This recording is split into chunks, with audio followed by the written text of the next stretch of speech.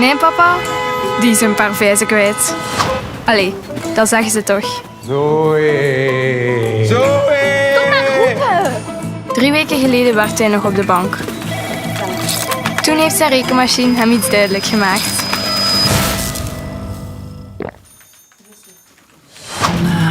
Deugeniet, hè? Dat zeg je een grote deugeniet, hè? Ik heb ontslag genomen. Ontslag? Nog nieuws? Ik heb een keer nagedacht over mijn professionele situatie. Zwijg erover. Papa wordt acteur. Huh?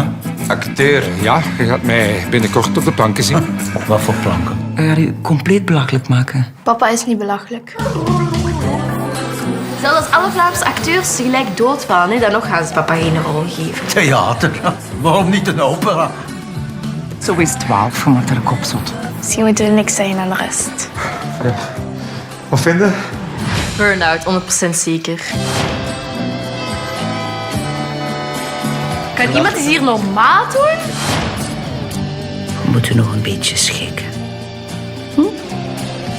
Zeg, proficiat, hè? Heb ik u zien spelen in de nieuwe Star Wars? Of heb ik het gedroomd? Ik heb een rol. Shakespeare, Molière, Tsjechov, hè? Nee, een saucis. Nee, vind je? Een volwaardige vleesvervanger.